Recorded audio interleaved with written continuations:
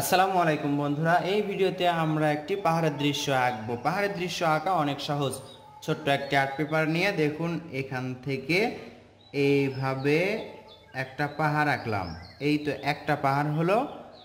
আবার এখান থেকে এইভাবে আরেকটা পাহাড় আঁকলাম, দুইটা পাহাড় আঁকলাম এবং দুইটা পাহাড়ের নিচে এইভাবে সোজা করে একটি দাগ দিতে হবে। এই দাগটা যদি সোজা করে না দিতে পারেন তাহলে আপনারা স্কেল দিয়ে দিবেন।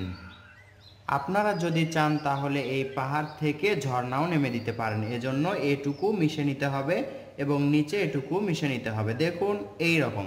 এটা কিন্তু অনেক সহজ কাজ, রাবার দিয়ে শুধু এটুকু মেশাবেন।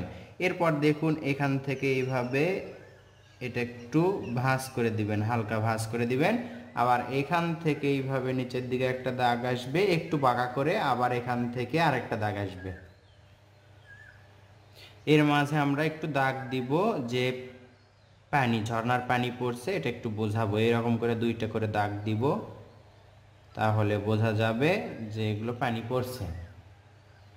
ঝর্ণার এই পাশে আমরা একটু পাথর আঁকবো, একটা দুইটা পাথর আঁকলাম এবং এইভাবে সমান করে দিলাম। আবার এই পাশে একটা পাথর আঁকলাম, সমান করে দিলাম। এখন এখান থেকে দেখুন এইভাবে আমরা দাগ দিব। এইভাবে আমরা সহজেই দিতে পারি দাগগুলো। আবার এখান থেকে এভাবে নিচের দিকে আসবে, তত চওড়া হবে।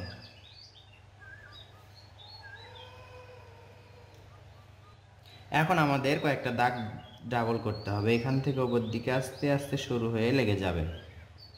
এটা ডাবল হবে, এটা ডাবল হবে, এটাও ডাবল হবে, এটা এবং এই পাশেরটা। ঝর্ণার যেহেতু পানি প্রবাহিত হচ্ছে নদী দিয়ে, এজন্য আমরা একটু ঢেউ দিতে পারি। দেখুন এইভাবে হালকা করে দাগ দিতে পারি যে পানিটা চলমান আছে। চাইলে দিতে পারেন, না চাইলে ওইভাবে রাখতে পারেন। এখন এই পাশে কি করব আমরা, দেখুন একটা ঘর আঁকবো। ঘরের চালা অর্ধেক দেখা যাচ্ছে এখানে, ঘরের চালার অর্ধেক দেখা যাচ্ছে এখানে।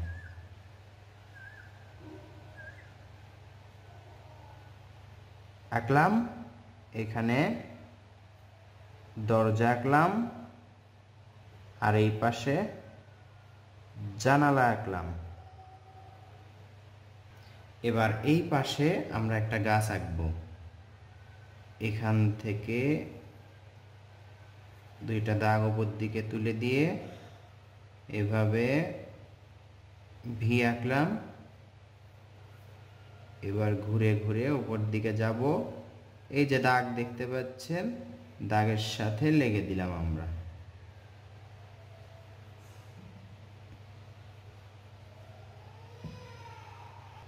পাহাড়ের নিচে আমরা কিছু গাছপালা আঁকতে পারি। পাথরের সাথে লেগে দিলাম। আবার এখান থেকে পাথরের সাথে থেকে উপর দিকে যাব। এই তো। আকাশ যদি ফাঁকা ফাঁকা লাগে তাহলে এখানে একটি বৃত্ত এঁকে সূর্য আঁকবো।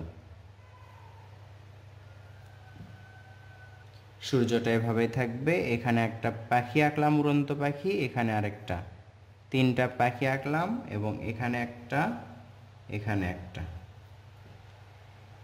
তো বন্ধুরা, অল্প সময়ে খুব সহজে একটি পাহাড়ের দৃশ্য আঁকলাম, ঝর্ণা সহ পাহাড়ের দৃশ্য। দেখা যাচ্ছে এখানে নদী, ঝর্ণা এবং পাহাড় তিনটাই আছে। দৃশ্যটি যদি আপনি সহজেই শিখে আঁকতে পারেন তাহলে আমার সার্থকতা। কেমন লাগলো কমেন্ট করে জানাবেন। দেখা হবে ইনশাআল্লাহ নতুন ভিডিওতে। আসসালামু আলাইকুম।